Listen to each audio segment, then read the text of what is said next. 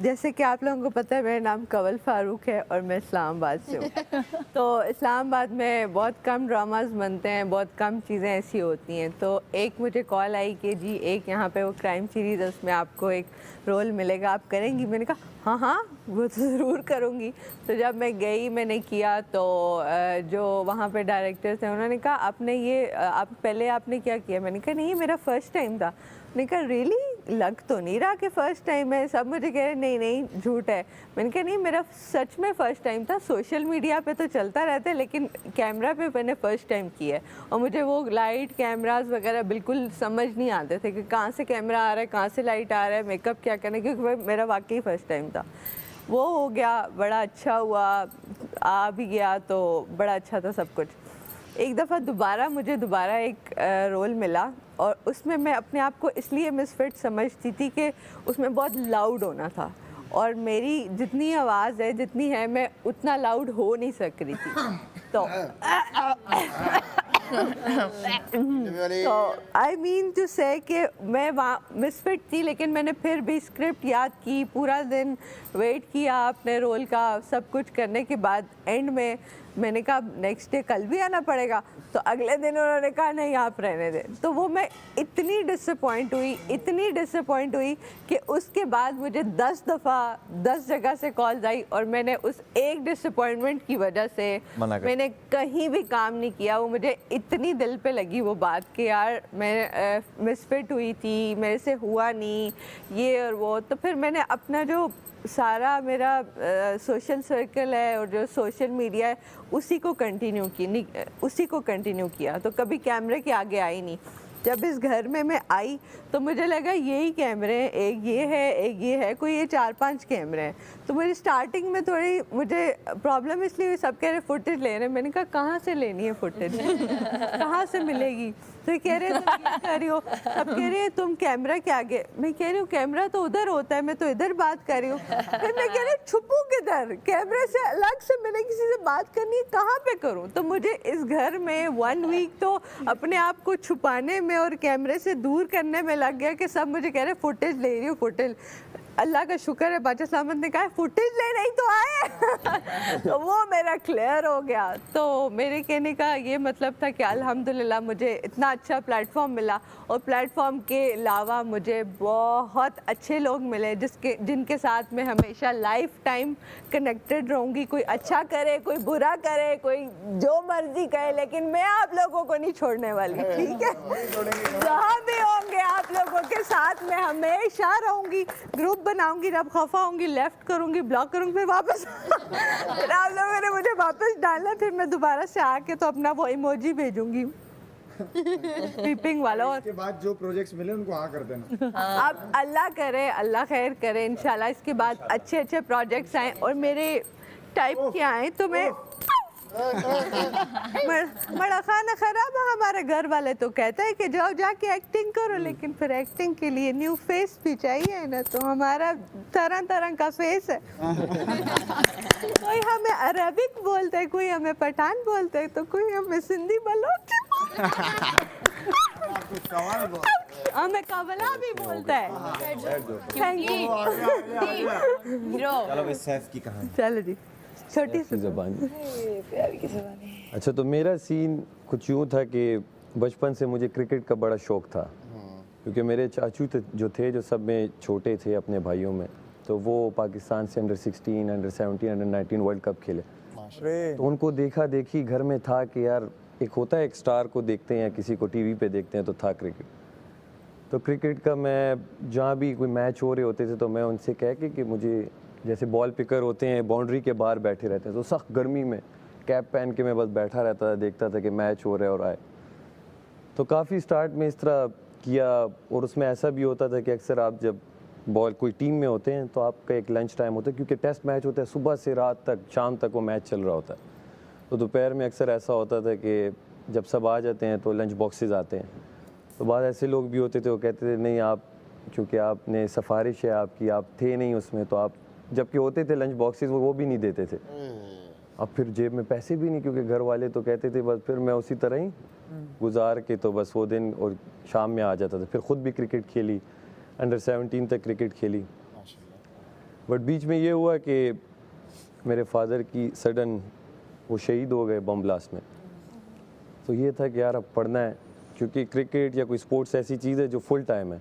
जो उसे कहता है पार्ट टाइम आप कर लो, तो मैं उसे मानता नहीं हूँ, क्योंकि वो आप फुल टाइम उसे दोगे, बहुत कोई एक ऐसा बंदा होता है जो साथ ये भी कर रहा हो और वो भी कर रहा हो, तो जो ऐसे आ जाए।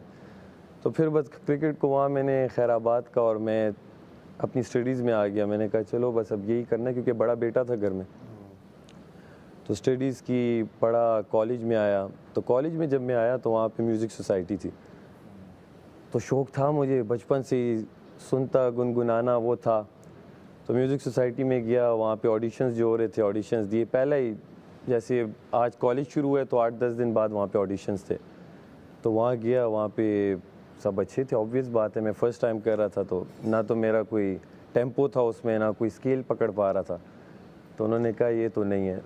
तो मैं वो उसमें रिजेक्ट होके, उनकी फिर एक कैबिनेट होती है जिसमें ऑर्गेनाइजर्स होते हैं और काम करने वाले जो इवेंट ऑर्गेनाइज कराते हैं, मैं उसमें आ गया। तो उसमें ये होता था, मैं बैठ के सिर्फ देखता था सबको कि कौन गिटार बजा रहा है, कोई ड्रम्स बजा रहा है। तो बस देखा देखी मुझे वहाँ समझ आई, अच्छा ये टेम्पो है, ये स्केल में इस तरह गाते हैं गिटार की, ये क्योंकि किसी से सीखा नहीं था। तो वही मैं जो गिटार की जो स्ट्रिंग्स वगैरह पकड़ के अपने जो कॉर्ड्स वगैरह बजाने होते थे, तो वो ऐसे सीखे। और घर में आके एक गिटार था जो बड़ा पुराना कज़न का पड़ा हुआ था, उसे मैंने कहा मैं ठीक कराता हूँ, इसमें मैं सीखूँगा। तो उस पर हल्का पुल्का सीख के 3-4 कॉर्ड से आतिफ असलम के गाने गा गा के बेसुरे गा के वो आखिर वो बेसुरों में सुर आ गया थोड़ा बहुत। तो बस उसके बाद फिर उसी म्यूज़िक सोसाइटी के मैं जब, क्योंकि मैं वहाँ से कंप्यूटर सिस्टम इंजीनियरिंग कर रहा था, तो जब मैं तीसरे साल में हुआ, दूसरा साल ख़त्म हुआ, तो उसी म्यूज़िक सोसाइटी का मैं प्रेसिडेंट बन गया। क्योंकि और कोई था नहीं उस लेवल का, क्योंकि हम तो दिन रात फिर हम घर आके यही करते थे। क्लास बाद में थी, म्यूज़िक सोसाइटी पहले हो गया था, वो क्रेज़ ऐसा चढ़ गया था। वहाँ इंजीनियरिंग भी पूरी हो गई, म्यूज़िक साथ साथ अब कॉन्सर्ट्स मिलना शुरू हो गए। क्योंकि कॉलेज में जब आप परफॉर्म करते हैं तो जो लड़के देख रहे होते हैं उनका सर्कल होता है, और फिर बुलाते हैं कि एक बैंड है इस कॉलेज का। तो ऐसे करते करते हमने काफ़ी परफॉर्मेंसेस की, और काफ़ी ऐसी भी की कि मसलन किसी ने बुलाया कि यार फॉर एग्जांपल फरहान सईद आ रहा है या ये बैंड आ रहा है, आप उसका शो ओपन करेंगे, आप आएंगे। अब मैं वहाँ जाऊँ, उनकी जैमिंग चल रही है, तो कहते बस लेट हो गया, आप लोग जाएं।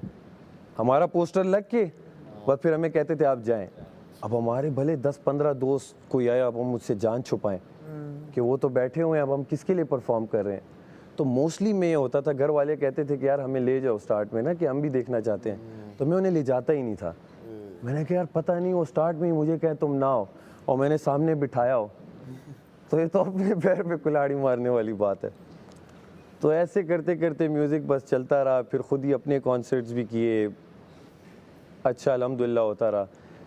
इसी की देखा देखी कुछ अच्छे ब्रांड से उन्होंने अप्रोच किया कि यार आप हमारे लिए TVCs के लिए कोई प्लेबैक सिंगिंग करें।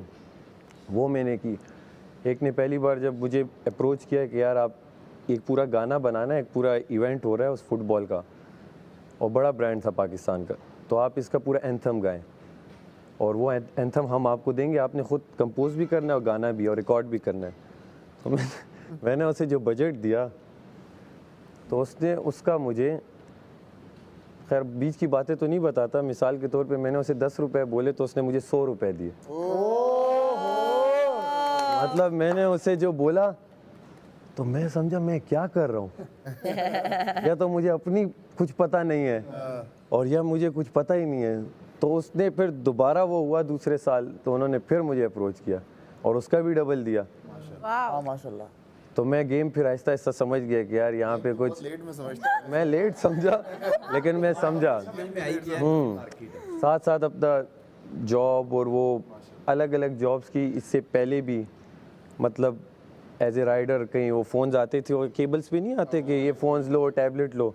और मैडी को मैंने बताया, एक दिन वो ले गया, सख्त गर्मी रमज़ान में, और इलाका गैर मतलब जहाँ पे, हाँ वहाँ उस वक्त ना वो होते थे मैप्स, गूगल फ़ोन अच्छा था नहीं, क्या गूगल मैप्स होता। वहाँ जाके बाहर जब देखा मैंने कहा, हाथ में लेके सब खड़े हुए, अंदर फ़ोन चले गया, अब मैं बाहर इंतज़ार कर रहा हूँ कि फ़ोन वापस आएगा कि नहीं आएगा।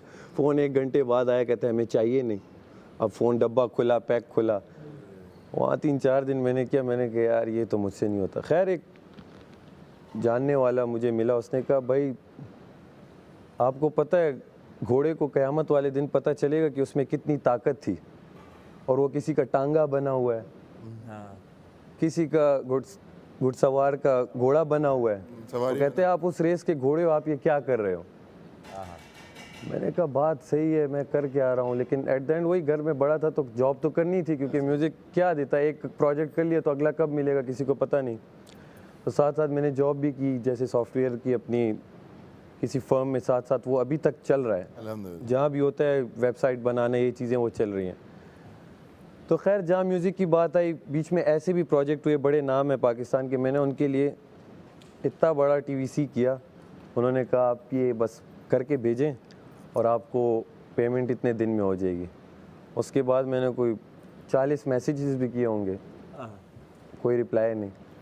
अभी आएगा। और उसमें ऐसे ऐसे एक्टर जो आजकल नामवर हैं, वो पश्तो का था एक्टर, वहाँ के थे, ऐसी चीज़ें भी। बट अल्हम्दुलिल्लाह तमाशा में फिर जब हुआ, माशाल्लाह, मैंने एक ऐसी वीडियो बनाई और स्टोरी पे दे दी अपने कि यार इस बार पिशावर से भी कोई होना चाहिए। और मैं ऑडिशन का कुछ उस वक्त था भी नहीं, सिर्फ एक आया था तमाशा आ रहा है।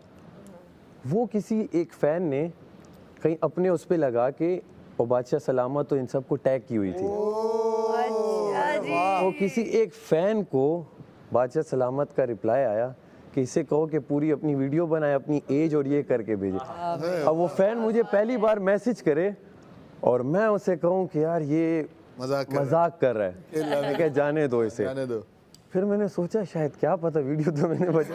अब बादशाह सलामत को मैं अपना ऑडिशन भेज रहा हूँ, बादशाह सलामत एक्सेप्ट ना करें मेरी रिक्वेस्ट। मैं कहूँ ये अब मैंने वापस उस बंदे को भेजा कि यार ये, अब वहाँ से मैसेज आया इसकी आवाज़ नहीं है। फिर दोबारा वीडियो बनाई, फिर उसकी आवाज़ की, तो फिर मुझे कॉल आई। मैं सोया हुआ था, कॉल आई मुझे, ओए मैंने कहा वाकई ये तो सच चल रहा है सब कुछ। ये ख्वाब नहीं है, तो सब कुछ सच चल रहा है। तो हकीकत में मैं आया, फिर उन्होंने कहा अपनी ऑडिशन दोबारा सही से भेजें। वो मैंने भेजी, आपका इंटरव्यू होगा 2 हफ्ते बाद। मैं किसी को नहीं बता रहा था, घर में मैंने 1-2 को बताया, उन्होंने भी कहा ये होगा तो इसका नहीं, बस चलो, क्योंकि वो सब देखते हैं। कह रहे तो बस अच्छी बात है। ये घर वाले पहले बोलते हैं। हाँ, घर में देखते हैं। मेरी अम्मी तो डाई हार्ट फैन, मतलब वो एक बार नहीं बार बार उन्होंने देखा हुआ। अम्मा का यही सीन है। हाँ, मैं जब फैमिली वो फ्रेंड्स में बताया उनका, हम देखते हैं, मैंने कहा अच्छा कह रहे हैं यार तुम्हारे लिए खैर मैंने स्क्रीन लगाया करेंगे। बताया कि जिस दिन वो था मेरा इंटरव्यू हुआ, तो मुझे आइडिया हो गया कि शायद मेरा हो जाए, वो एक समझ आ जाती है। सही है। फिर भी मैंने किसी को नहीं बताया, बस अपना काम शाम ये वो। तो जब फाइनल कॉल आई, बस घर में बताया, सब बहुत खुश थे। माशाल्लाह। और एक बहुत बड़ी अपॉर्चुनिटी, क्योंकि पेशावर में, और फिर मैं पेशावर में जिस जगह से हूँ वो भी एक छोटा सा इलाका है, और अब वो बहुत बड़ा हो चुका होगा माशाल्लाह से वो इलाका। इंशाल्लाह वो तो जब जाएंगे, वो जो अक्सर मजाक उड़ाती है माहम, तो वही बात है कि किसी की नफरत का बहाना बन गया हूँ। आज अच्छे लग रहे हो, गाओ। आज होना चाहिए। Yes yes yes. तो किसी की नफरत का बहाना बन गया हूँ, किसी की खुशी का सहारा बन गया हूँ। टूटने पे मेरे होगी इन सब की ख्वाहिश पूरी, ये जरा बाहर जाकर तो देखें मैं सितारा बन गया हूँ। Thank you. आज मुझे मजा आया। अच्छा जी। और कोई है? उम्मी यार काशिम भाई